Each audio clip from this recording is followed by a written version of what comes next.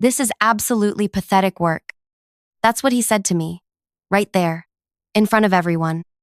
32 executives sitting around that glossy conference table, watching me like I was some kind of car crash they couldn't look away from. I remember the way he picked up my proposal, this thing I'd spent 6 months of my life on pinched between his thumb and forefinger like it was contaminated. Then Garrett Vaughn, CEO of one of the biggest players in the industry, the man who'd built his reputation on brutal honesty, tore my contract in half. Not metaphorically, literally tore the paper in half. 2.8 million? This is what you think your idea is worth? You're clearly not ready for the big leagues. I'm Thea, by the way. Thea Reeves, 34 years old, and at that moment about ready to either vomit, cry, or possibly commit a felony. I'd always been the responsible one, the woman who worked twice as hard as everyone else, who triple-checked everything, who never raised her voice even when she should have. But something inside me broke that day, not in the way Garrett probably hoped. Not a breakdown, not tears, something else entirely. When he finished his little performance, tossing the torn contract onto the table between us, everyone expected me to crumble. Instead, I looked him directly in the eyes. "You're absolutely right, sir." The room went silent. Garrett blinked twice, clearly thrown off by my calm acceptance. "I'm clearly not ready for your league." I stood up, gathered my materials with steady hands. "Thank you for your time." As I walked out, I could hear the murmuring start behind me. Nobody walks out on Garrett Vaughn, especially not after he's eviscerated them. But I wasn't walking out defeated. I was walking out with purpose. Before I go deeper into this story, I'd really appreciate if you could hit the like button if you've ever dealt with someone who tried to humiliate you. Leave a comment too if you've had your own revenge moment. I read all of them, I promise. So here's the thing about Garrett Vaughn. On paper, he was untouchable. 46 years old, net worth somewhere north of 300 million, featured in all the business magazines, donated to all the right charities, had a beautiful wife named Elise, who ran some prestigious foundation, 2 perfect children at elite private schools, a reputation for being tough but fair. But nobody gets that powerful by being fair. I'd been working as director of new acquisitions at a competing firm. Smaller, hungrier. We'd identified a revolutionary technology developed by this brilliant engineer named Mira Costa. Her work could literally change how an entire segment of our industry operated, and Garrett wanted it. What he didn't know was that I'd spent the last year getting to know Mira, not as a potential acquisition, but as a human being. Her sister had a rare form of muscular dystrophy. Mira had developed her technology partly to help people like her sister. She wasn't in it just for money. She wanted her work to mean something. The proposal I brought to Garrett wasn't just about numbers. It was a carefully structured deal that would have given Mira creative control, guaranteed research funding for 5 years, and included a partnership with a leading medical research foundation.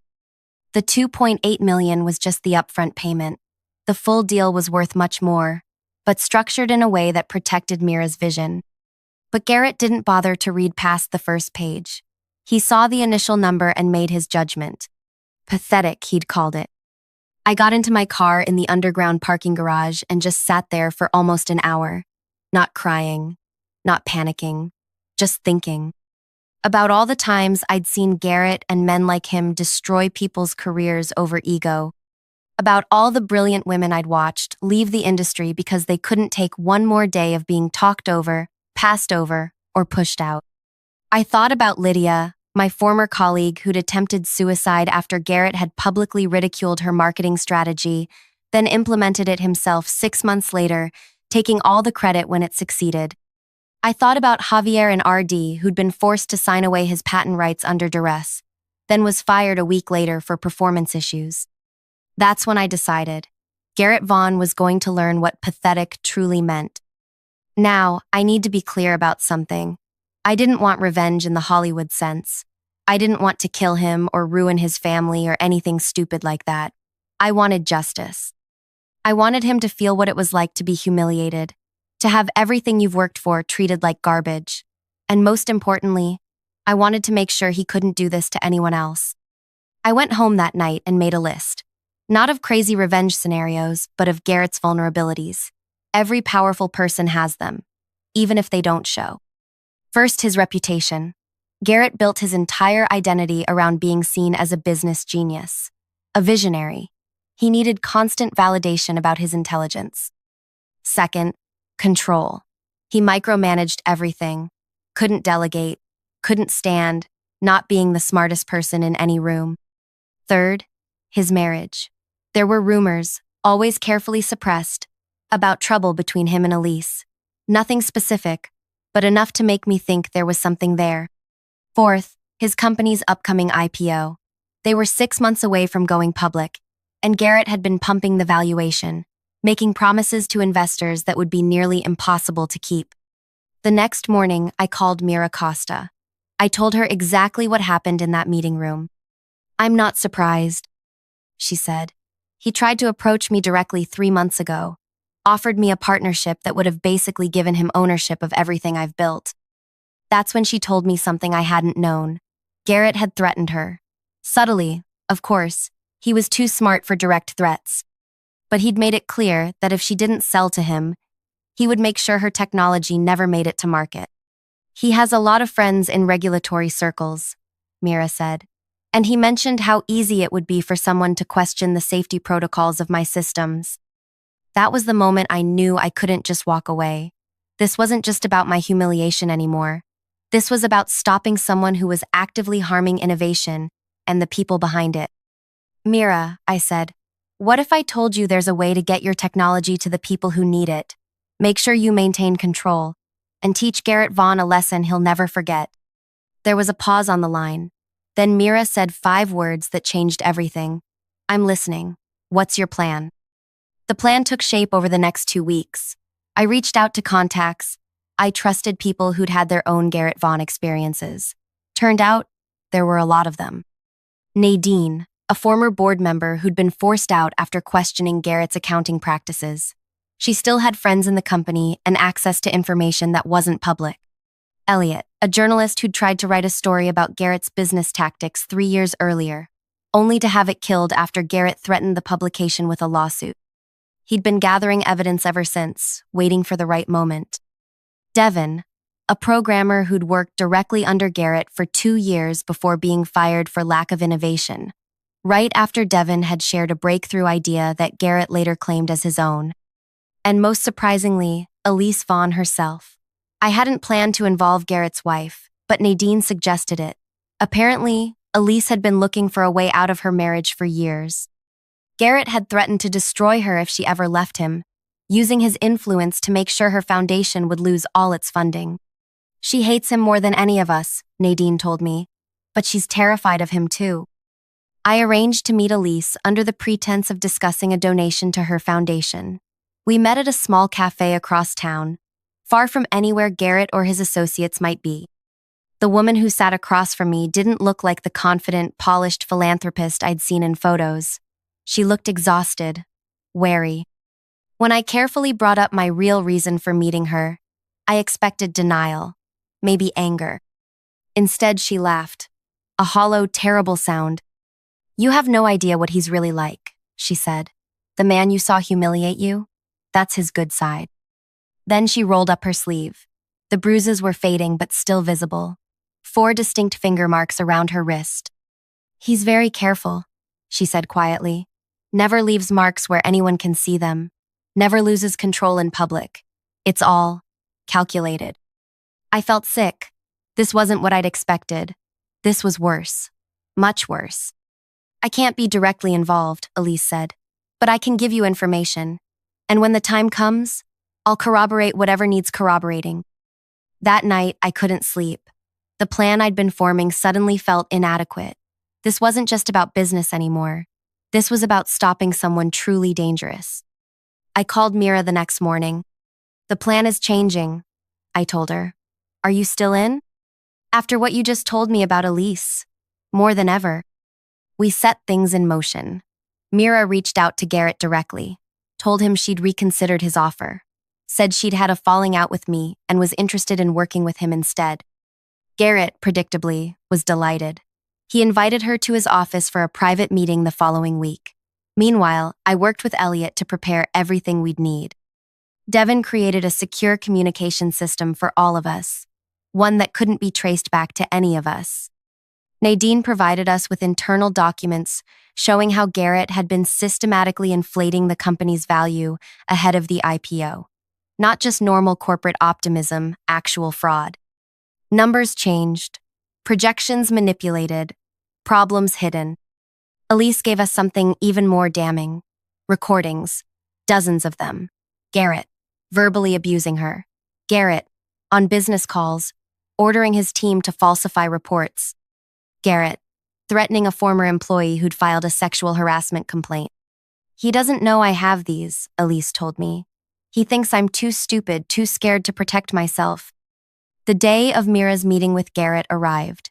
She was wired, not with an actual wire that would have been too risky, but with Devin's creation, a recording device disguised as a stylish pen. State-of-the-art, completely undetectable. I sat in a cafe across the street, my heart pounding so hard I thought it might break through my ribs. If Garrett discovered what we were doing, I didn't even want to think about it.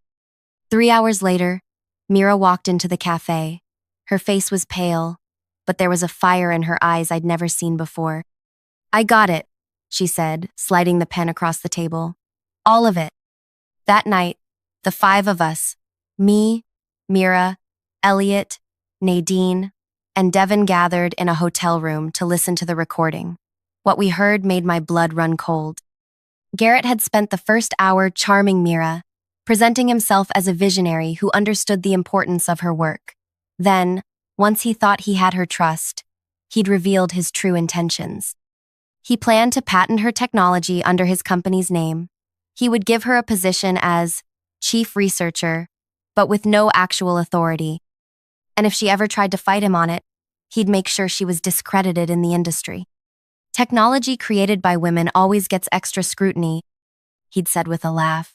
One hint that your safety protocols might be compromised, and no one will touch your work for years. That's just how the game is played, sweetheart. But the worst part came later, when Mira asked about my involvement, why he'd rejected the deal I'd presented. Thea Reeves? She's nobody. Another ambitious woman who doesn't understand how things work. I've dealt with dozens like her. They either learn their place or they disappear. Then he described, in chilling detail, how he'd systematically undermined my reputation within the industry over the past year. How he'd spoken to my bosses, suggesting I was unstable, difficult to work with. How he'd blocked potential job opportunities without my knowledge. I sat there, stunned. I'd attributed my recent professional struggles to bad luck, to the economy, to normal industry challenges. Never had I imagined someone was actively working to destroy me. Why? Mira had asked him. Why go to all that trouble over someone you consider nobody? Garrett's answer chilled me to the bone. Because she reminds me of my wife. That same look in her eyes, like she thinks she's better than me. Women like that need to be taught their place. The room fell silent after the recording ended. I couldn't speak, couldn't process what I'd just heard. It was Elise who broke the silence. She'd arrived halfway through the playback, slipping into the room quietly. Now you understand, she said. This isn't about business for him. It never was. It's about power, control. In that moment, something shifted inside me. This wasn't just about getting justice for myself anymore, or even for Mira, or Elise, or any single person. This was about stopping someone who'd hurt countless people and would continue hurting more if nobody stopped him. I looked around the room at these people who'd trusted me, who'd risked so much already. They were waiting for me to tell them what came next. Tomorrow, I said, my voice steadier than I felt. We end this. We met at dawn. Nobody slept that night. How could we? Elise looked particularly haunted, like someone walking to their own execution. In a way, she'd be sacrificing the life she'd built, her safety net, her public image, everything. Are you sure? I asked her one last time. Once we do this. I've been a prisoner for 12 years, she said. I'm ready to break out. The plan was intricate but clean. We weren't going to use illegal means that would make us no better than Garrett. We would use the truth. All of it. strategically deployed for maximum impact. Step 1. Elliot published his long-researched article about Garrett's business practices, not in some small outlet, but in one of the most respected business publications in the country. The editor-in-chief was a woman who had her own history with Garrett. He'd tried to block her promotion years earlier. She'd been waiting for a bulletproof story. The article wasn't just accusations. It was documented evidence. Financial records Nadine had provided, testimonials from former employees, all verified. And most damning, direct quotes from the recordings Mira had made, alongside historical patterns of behavior documented by others. By 9 a.m., the article was live. By 9:15, Garrett was calling an emergency board meeting. Step 2. While Garrett was locked in that boardroom, desperately trying to control the narrative, Devin activated the secure server we'd created. Onto it went everything. The full recordings, both Mira's and Elise's, the internal documents showing financial fraud, emails Garrett had sent threatening various people over the years, forwarded to us by recipients who'd been too afraid to use them before, but now saw an opportunity for justice. We didn't release this publicly. Instead, Devin sent access to 3 specific groups: the SEC investigators who'd been quietly looking into the company's pre-IPO claims, the board members currently sitting in that emergency meeting with Garrett, and the 5 largest institutional investors backing the IPO. Step 3. Elise held a press conference. Not about Garrett specifically. That would have seemed like a bitter wife's revenge. Instead, she announced a new initiative through her foundation focused on workplace harassment and domestic abuse among high-profile executives. Too often, she said to the cameras, we assume power and character go hand in hand. They don't. Sometimes the most powerful people are the most damaged, the most dangerous. She never mentioned Garrett by name. She didn't have to. The timing said everything. By noon, Garrett's carefully constructed world was collapsing. The board meeting had devolved into chaos after members started receiving and reviewing the evidence on their devices. 2 board members walked out immediately, unwilling to be associated with what they were seeing. Investors were pulling out of the IPO, the stock was plummeting, and reporters were calling everyone connected to the company. And where was I during all this? Sitting in Garrett's office, waiting for him. His assistant had been easy to get past. I'm here to apologize to Mr. Vaughn. I told her about the misunderstanding with the Costa proposal. She'd looked skeptical but buzzed me in. Garrett was still in his emergency meeting, but she said he'd be back any minute. I sat in one of the chairs facing his desk, calm in a way I'd never felt before. Not happy, not triumphant, just centered, like I was exactly where I needed to be. The door flew open 40 minutes later. Garrett stormed in, his face contorted with rage. He didn't even notice me at first, slamming the door behind him and going straight to his desk where he gripped the edge so hard his knuckles went white.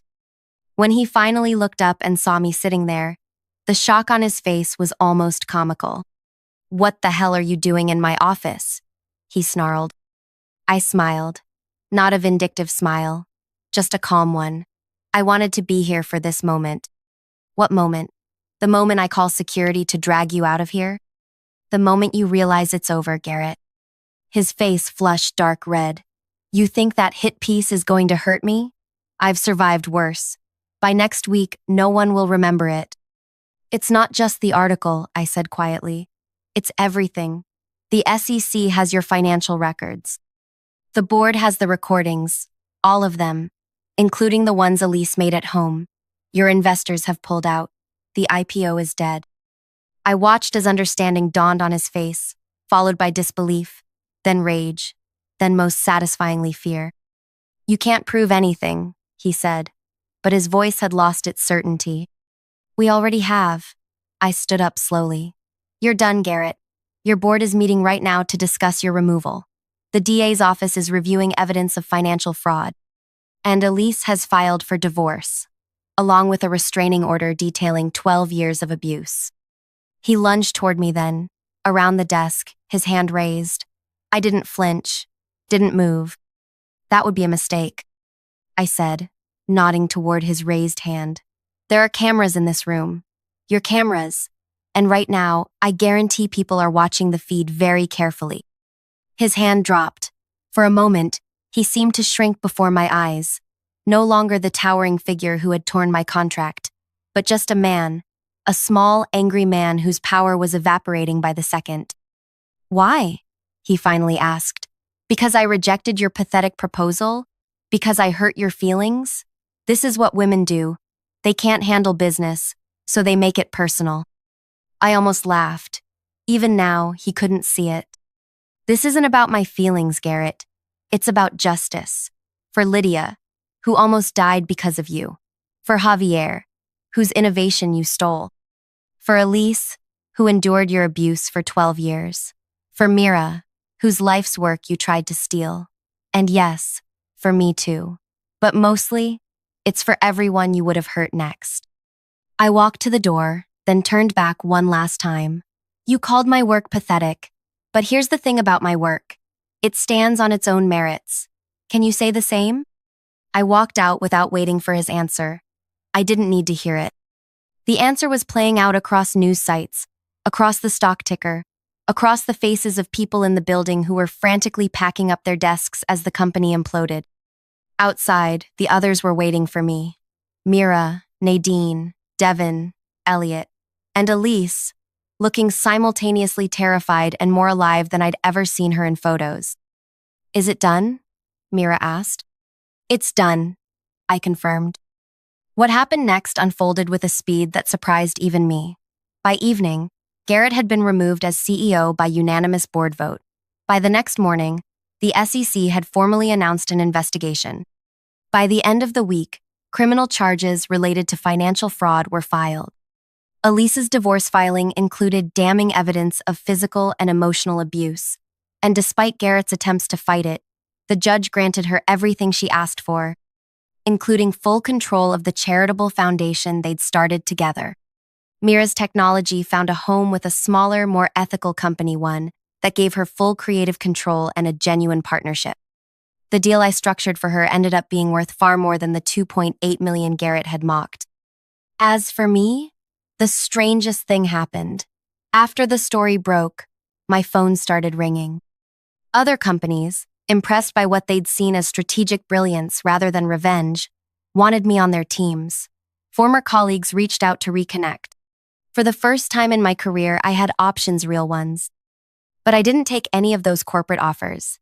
Instead, Mira and I started our own firm, specializing in helping female innovators bring their technology to market without losing control of their vision. We called it Restitution Partners. A little on the nose, maybe, but it felt right. 3 months after that day in Garrett's office, I got a letter. No return address, but the expensive stationery told me who it was from before I even opened it. Inside was a single sentence in Garrett's handwriting: I underestimated you. No apology, no admission of wrongdoing, just recognition that he'd misjudged me. Coming from him, it was practically a surrender. I didn't respond. Some people don't deserve the courtesy of a reply. Elise came to work with us 6 months later, bringing her foundation's resources to help support women who'd faced similar situations.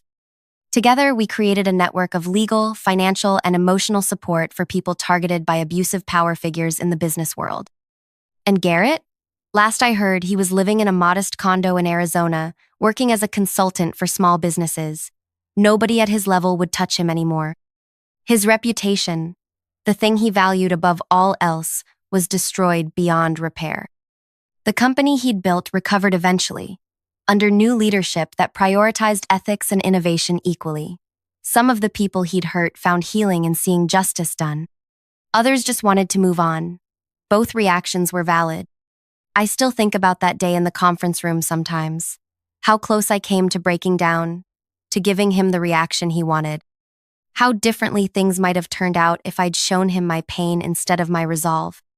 But mostly, I think about all the people like Garrett who are still out there, still hurting others, still untouched, and I wonder who will be brave enough to stand up to them. Maybe it's someone watching this right now, someone who's been hurt, humiliated, pushed aside, someone who's thinking, that could never be me. I could never do what Thea did. But you could. With the right support, the right evidence, the right timing, you absolutely could. If this story resonated with you at all, please hit the subscribe button.